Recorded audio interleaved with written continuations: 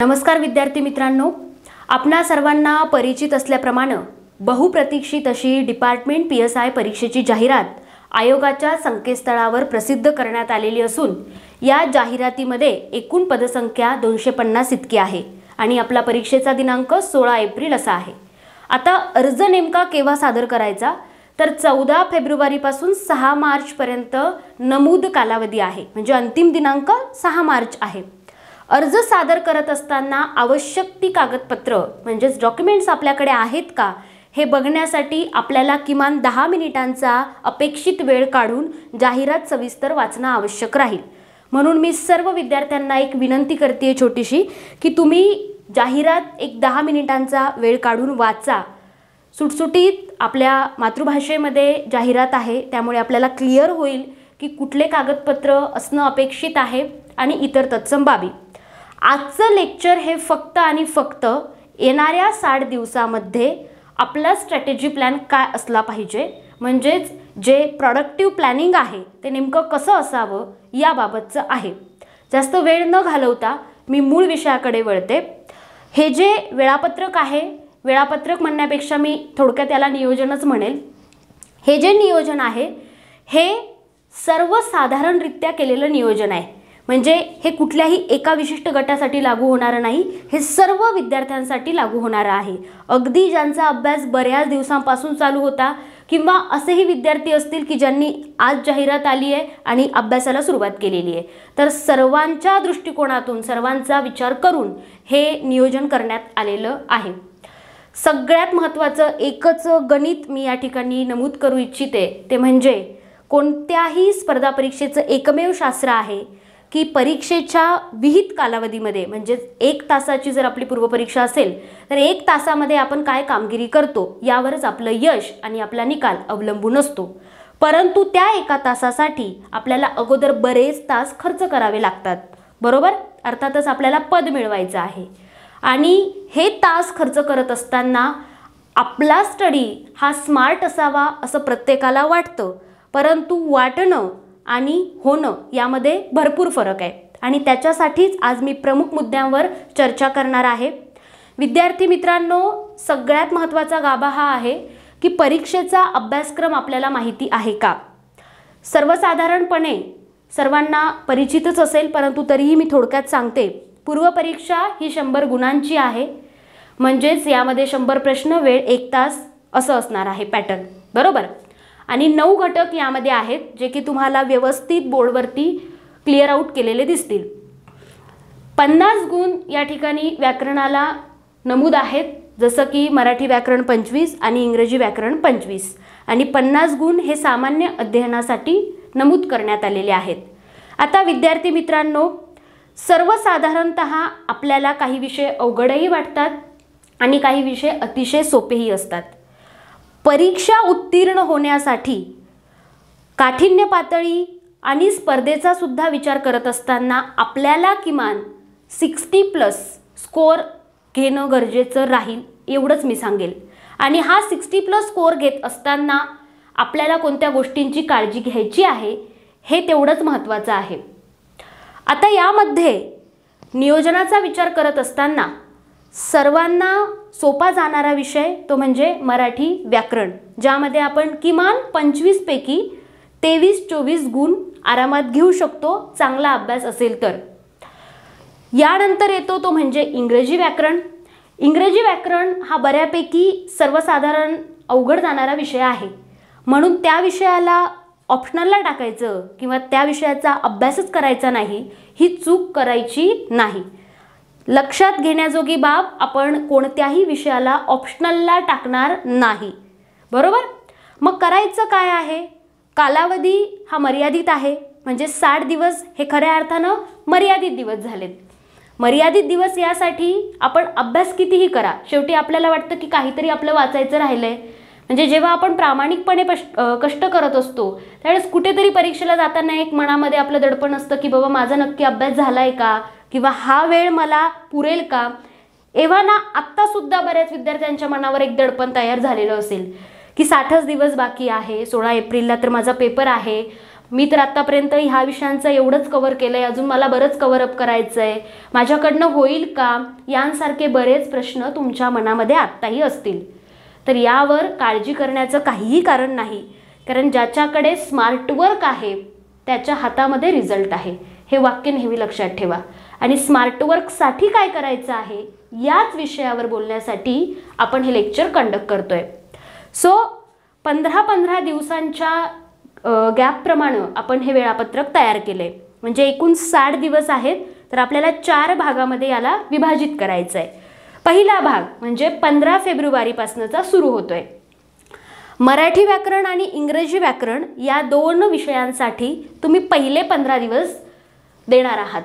मग हे 15 दिवस देत असताना तुमचा पहिला प्रश्न असा असेल की फक्त 15 दिवसात व्याकरण आणि ते पण 2ही म्हणजेच मराठी व्याकरण आणि इंग्रजी व्याकरण नक्की कव्हर होईल का? 100% कव्हर होईल. कसं?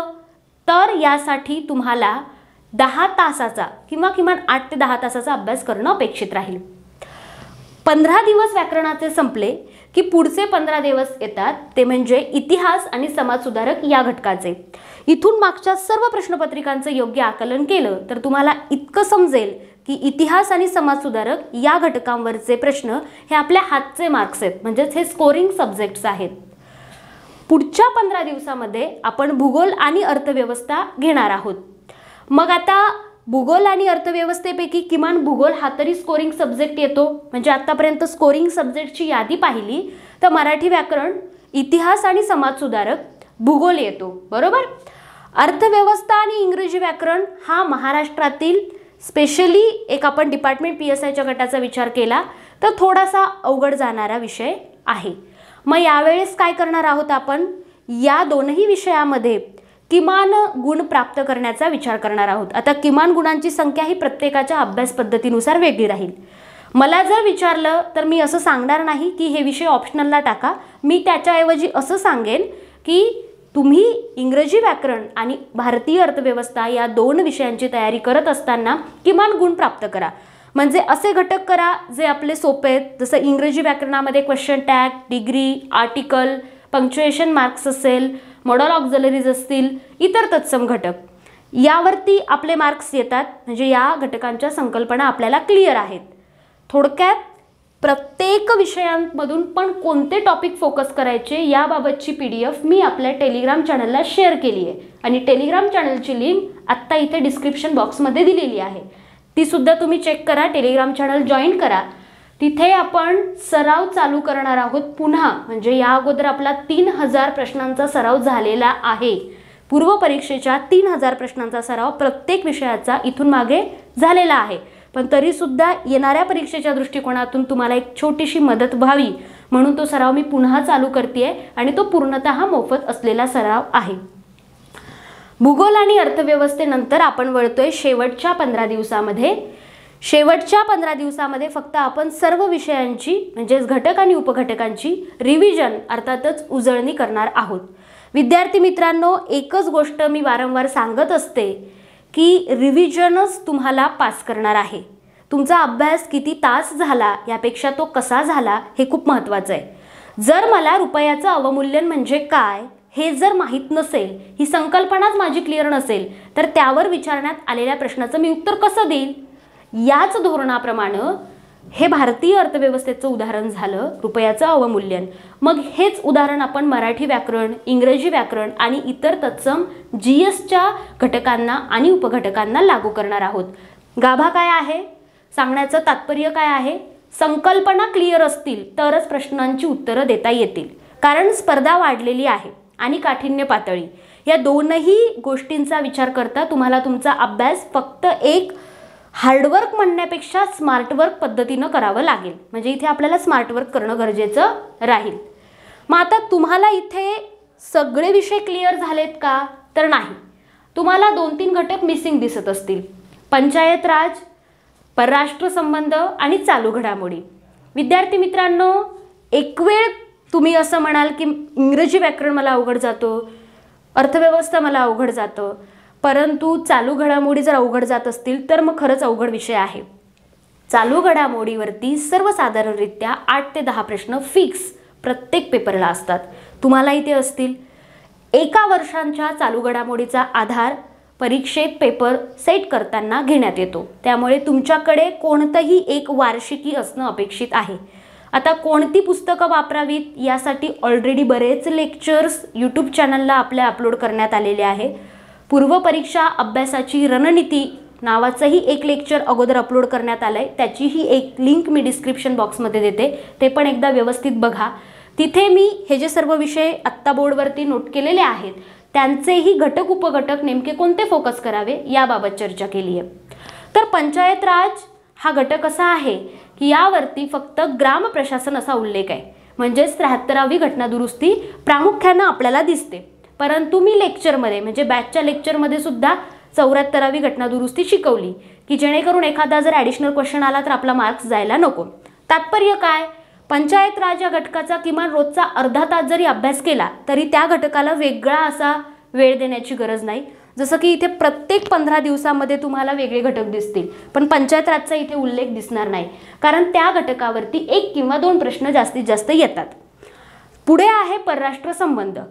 परराष्ट्र संबंध हा चालू घडामोडीशी संबंधित घटक आहे. फॉर एक्झाम्पल आपण अफगाणिस्तान किंवा इतर कोणत्याही राष्ट्राचं उदाहरण घेतलं. करंट इश्यू म्हणजे चालू घडामोडीचे जे घटक असतात त्यामध्ये जर एखाद्या राष्ट्रासोबत काही संबंध आपले चर्चित असतील, म्हणजेच परराष्ट्र संबंधाबाबत मी बोलतेय, तर इथून मागे भूतकाळामध्ये म्हणजे जसं सिंधू नदी पाणी वाटप करार आहे किंवा इतर तत्सम आपले करार झाले असतील, मैत्री करार व इतर तत्सम, मग यांसारखे करार भूतकाळात घडून गेलेले हे परराष्ट्र संबंधात विचारले जातात. युद्ध सराव असतात किंवा इतर तत्सम काही प्रोजेक्ट्स असतील, प्रकल्प आपण इतर राष्ट्रांसोबत चालू केले असतील, ते सुद्धा परराष्ट्र संबंध या घटकात सविस्तर विचारले जातात. पण किती गुणांसाठी? 1 किंवा 2. म्हणजे तुम्हाला पंचायत राज त्यानंतर परराष्ट्र संबंध यांसाठी वेगळा वेळ देण्याची गरज नाही. रोज हे विषय अभ्यासत असताना किमान एक अर्धा तास आपल्याला अभ्यास करायचा आहे. आणि चालू घडामोडीचं मला विचाराल तर चालू घडामोडी 1 वर्षाच्या कराव्या लागतील. म्हणजे मार्केटमध्ये तुम्ही सिम्प्लिफाईड डायरी इयरबुक घेतलं किंवा अभिनव प्रकाशनचं पुस्तक घेतलं किंवा इतर तत्सम ज्या लेखकाची भाषा तुम्हाला समजत असेल त्यांचं पुस्तक घेतलं तर किमान वार्षिकी म्हणून 1 वर्षाच्या घडामोडी कराव्या लागतील. त्यावरती प्रश्न विचारले जातील. ओके, सो चालू घडामोडी, परराष्ट्र संबंध, पंचायत राज हे आपल्याला डेली करायचं आहे. अर्धा ते 1 तास असं. ह्याच्यासाठी वेगळा वेळ काढायची गरज नाही, डेली करायचं आहे आपल्याला. हे येणाऱ्या 60 दिवसांमध्ये सांगतेय. म्हणजे प्रामुख्यानं किती घटक फोकस केले आपण 15-15 दिवसाप्रमाणे. पहिल्या 15 दिवसात म्हणजे 15 फेब्रुवारीपासून आपण मराठी इंग्रजीला 15 दिवस देणार. सोबत आपण पंचायत राज, परराष्ट्र संबंध, चालू घडामोडी हे घटक पण आपण अर्धा ते 1 तास दररोज अभ्यासतोय. अगदी ज्यावेळी आपल्याला कंटाळा येतोय त्यावेळी एक विषय चेंज करण्यासाठी, माइंड फ्रेश करण्यासाठी आपण दुसरा विषय जरी घेतला तरीही काही हरकत नाही. पुढच्या 15 दिवसामध्ये इतिहास आणि समाजसुधारक अभ्यासणार आहोत. त्यानंतर पुढच्या 15 दिवसात भूगोल आणि अर्थव्यवस्था आणि शेवटचे 15 दिवस हे मी उजळणीसाठी सांगितले आहेत. कारण रिव्हिजन शिवाय आपल्याला यश येणार नाही. अभ्यास किती झाला यापेक्षा मला नक्की काय आठवतंय यावर तुमचं सक्सेस डिपेंड असणार आहे. So that is all of about subject. म्हणजे सिलेबस क्लिअरन्स इथे क्लिअर करण्यात आलेला आहे. आता पुढची स्ट्रॅटेजी कशी? तर विद्यार्थी मित्रांनो, पुढची स्ट्रॅटेजी बघत असताना एक लक्षात घ्या, आपल्याला सराव करायचा आहे. बरोबर? आता सराव म्हणजे नेमकं काय हे आपण क्लिअरन्स करून घेणार आहोत. पहिल्यांदा मनात प्रश्न आलेला आहे की आता इतका मोठा अभ्यासक्रम मी नेमका कसा कव्हर करू? सर्वांना हाच प्रश्न मनामध्ये कुठंतरी असणार आहे. अभ्यास झालेला असला तरी सुद्धा आणि नुकतीच अभ्यासाला सुरुवात केली असेल तरी सुद्धा. तर या ठिकाणी आपल्याला अभ्यासक्रम कव्हर करण्यासाठी 3 गोष्टी गरजेच्या आहेत. 3 गोष्टी. Number 1 lectures. बरं, लेक्चर्स म्हणजे काय? Recorded lectures. रेकॉर्डेड लेक्चर्स कशासाठी किंवा रेकॉर्डेड लेक्चर्सचा फायदा नेमका काय होतो? अर्थातच फायदा आपल्या करून घेण्यावरती आहे. आपल्याकडे सगळं ताटामध्ये वाढलेलं असताना आपल्याला किती खाता येतंय यावरती डिपेंड करणार आहेत सगळ्या गोष्टी. आपल्याकडे वेळेची मर्यादा आहे. बरोबर? अगदी 16 एप्रिलपर्यंतचा वेळ मोजायचा म्हटला तर आपण एक 60 दिवस ऑन अँड ॲव्हरेज काउंट करू शकतो. 60 दिवसामध्ये 100 गुणांच्या पूर्वपरीक्षेमध्ये नमूद असलेले सर्व घटक कव्हर करण्यासाठी आपल्याला लेक्चर्स रेडी असणं गरजेचं राहील. ओके, असं माझं वैयक्तिक मत आहे. लेक्चर्स बघितल्यानंतर तो टॉपिक त्या लेक्चरमध्ये काय समजून सांगण्यात आलेलं आहे हे आपण पुस्तकातून वाचणार आहोत. पुस्तकं कोणती वाचायची याबाबतची यादी आपल्या ॲप्लिकेशनवरती ऑलरेडी अपलोड करण्यात आलेली आहे, टेलिग्राम चॅनलवरती पण शेअर करण्यात आलेली आहे. आणि तो टॉपिक पुस्तकातनं कव्हरअप केला की मग पुढे आपण जाणार आहोत सरावाकडे. सराव हा आपला डेली होणार आहे. दररोज सराव आपल्या अकॅडमीच्या टेलिग्राम चॅनलला होणार आहे. जसा इथून मागे झाला तसा पुन्हा तो परीक्षेपर्यंत चालू राहील. तर हे त्रिसूत्री आहे. ही त्रिसूत्री आहे. या त्रिसूत्रीचा तुम्हाला वापर करावा लागेल तरच कुठेतरी आपल्याला यश मिळणार आहे. लक्षात घ्या. म्हणजे माझं म्हणण्याचं तात्पर्य इतकंच आहे. उदाहरण सांगते मी साध्या सोप्या भाषेमध्ये. समजा आपल्याला वर्णमाला हा घटक समजून घ्यायचा आहे. आपण पुस्तक ओपन केलं, बरोबर. आपल्याला लगेचच्या लगेच समजायला थोडासा वेळ जातो. लेक्चरच्या माध्यमातून आपण वर्णमाला म्हणजे काय हे क्लिअर आउट केलं तर पुस्तक वाचताना आपल्याला ते डबल समजणार आहे. आणि जेव्हा आपण टेलिग्राम चॅनलचा सराव करतोय तेव्हा आपल्याला क्लिअर होणार आहे की आपल्याला किती घटक माहिती आहेत आणि किती घटकांचं अजून आपल्याला प्रॅक्टिस करणं गरजेचं आहे. हे मराठीच्या बाबतीतच नाही, इतरही बाबतीत. म्हणजेच आपलं जे ॲप्लिकेशन आहे प्ले स्टोअरचं, पार्थ कॉम्पिटेटिव्ह फोरम नावानं, ते इन्स्टॉल केल्यानंतर तुम्हाला स्टोअरच्या सेक्शनमध्ये म्हणजेच मिडलला स्टोअरच्या सेक्शनमध्ये बॅचेस शो होतील, ज्यामध्ये पूर्व परीक्षेची 100 गुणांची स्वतंत्र बॅच आहे. आणि त्या बॅचमध्ये जवळपास एक 300 लेक्चर्स तुम्हाला या ठिकाणी रेकॉर्डेड फॉर्मॅटमध्ये उपलब्ध आहे. म्हणजे तुमचं काम एकदम इझी करून देण्यात आलेलं आहे. तयारी करत असताना रोजचे 2 विषय जरी आपण विभागून घेतले तरी एक 10 तासांचा वेळ म्हणजे 8 ते 10 तासांच्या सर्वसाधारण वेळेमध्ये आपल्याला रोजचे 2 म्हणजे पहिल्या 15 दिवसात रोजचे 2 याप्रमाणे विषय आरामात अभ्यासून होतात. आणि शेवटी बोनस म्हणून आपल्याला 15 दिवस शेवटचे उजळणीसाठी सुद्धा आरामात मिळतात. म्हणजे मी पहिल्यांदाच लेक्चरच्या सुरुवातीला सांगितलं की सर्वसाधारण दृष्टिकोनातून सर्वांच्या हिताचा विचार करून हे नियोजन तयार करण्यात आलेलं आहे. आता अर्थातच बॅचमधले लेक्चर्स सोबत दिलेली पुस्तकांची जोड आणि सराव दररोजचा केला तर मला नाही वाटत कुठेतरी आपण पूर्वपरीक्षेत नापासू. अर्थातच अटी आणि शर्ती लागू. सांगण्याचं तात्पर्य काय विद्यार्थी मित्रांनो, या 3 सूत्रांचा वापर करणं गरजेचं राहील येणाऱ्या कालावधीमध्ये. आता या व्यतिरिक्त ज्यांना फक्त टेस्ट सिरीजच जॉईन करायची आहे तर त्यांच्यासाठी स्वतंत्र कोर्स आपल्याच ॲप्लिकेशनवरती स्टोअरच्या सेक्शनला क्रिएट करण्यात येईल. 10 प्रश्नपत्रिका 100 गुणांच्या असतील. ओके, त्याबाबत स्वतंत्र माहिती तुम्हाला टेलिग्राम चॅनलवरती मिळेल आणि तिथूनच तुम्हाला म्हणजेच ॲप्लिकेशनवरूनच कोर्स जॉईन करता येईल. अर्थातच पूर्वपरीक्षेची बॅच आणि आपला टेस्ट सिरीजचा कोर्स स्वतंत्र तुम्ही जॉईन करू शकता. ठीक आहे. आता ही झाली बेसिक माहिती की येणाऱ्या कालावधीमध्ये आपल्या अभ्यासक्रमाचं नियोजन कसं असावं. आता मी वारंवार सांगितलं सरावाला पर्याय आहे का? अजिबात नाही. त्यामुळे डेली मोफत सराव सर्वांसाठी आपल्या अकॅडमीच्या टेलिग्राम चॅनलला सुरू करतोय आपण.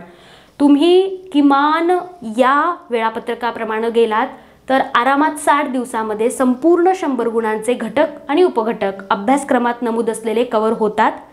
आणि सगळ्यात महत्त्वाचं म्हणजे आपल्याला नियोजन करणं का गरजेचं राहील, कारण वेळ मर्यादित आहे. तुमच्याकडे 5-6 महिने आहेत, त्यानंतर परीक्षा आहे, हा भाग नाही. आपल्याकडे 60च दिवस आहेत आणि 60 दिवसांमध्ये हे रेकॉर्डेड लेक्चर्स खूप महत्त्वाची भूमिका प्ले करणार आहेत. त्यामुळे जे विषय आपल्याला अभ्यासायचे आहेत त्या विषयांचे प्रथमतः लेक्चर्स बघावेत, त्यानंतर पुस्तक आणि त्याच्यानंतर मग सराव. या त्रिसूत्रींप्रमाणेच आपल्याला जायचं राहील. आता या व्यतिरिक्त येणाऱ्या कालावधीमध्ये वेगळं काहीही करण्याची गरज नाही. या त्रिसूत्रीचा वापर केला आरामात आपण पूर्वपरीक्षेला 60+ मार्क्स घेतोय. किती घेतोय? 60+ मार्क्स घेतोय. 100% घेतोय. यामध्ये इंग्रजी अवघड जातो म्हणून त्याच्याच पाठीमागं लागणं, भारतीय अर्थव्यवस्था अवघड वाटतो म्हणून त्याच्याच पाठीमागं लागणं आणि जे इतर हातचे विषय आहेत याचे मार्क्स गमावणं हे निव्वळ मूर्खपणाचं लक्षण राहील. मग याचा अर्थ माझं असं म्हणणं नाही की त्या विषयांना ऑप्शनलला टाका, अजिबात नाही. प्रत्येक विषयाचा सर्वसाधारण अभ्यास करायचा आहे। आयोगानं असं म्हटलंय का की बाबा जर तू इंग्रजी व्याकरणाचा परिपूर्ण अभ्यास केला तरच मी तुला पोस्ट देईल, असं अजिबात नाही। किंवा आयोगानं असं म्हटलंय का की तू भारतीय अर्थव्यवस्थेचा अभ्यास केला तरच तुला पोस्ट मिळेल, असं नाही। अभ्यासक्रम सर्व घटक आहे, सर्व घटक नमूद आहे, त्यामुळे सर्व घटकांचा सर्वसाधारण अभ्यास करायचा आहे। फक्त जे विषय अवघड जात आहे त्यामध्ये किमान गुण मिळवण्याचा प्रयत्न करा, सुरुवातीला सांगितल्याप्रमाणे। मग त्याच्याच मागे लागलं आणि बाकीचे विषय जे आपल्याला येत होते किंवा आपला चांगला अभ्यास होता, आपण चांगले मार्क्स घेऊ शकत होतो, पण त्या विषयाच्या तयारीच्या टेन्शनमुळे आपण इकडे दुर्लक्ष केलं तर मात्र आपलं काहीही खरं नाही। त्यामुळे सर्व घटकांचा, सर्व विषयांचा सर्वसाधारण आपल्याला अभ्यास करायचा आहे।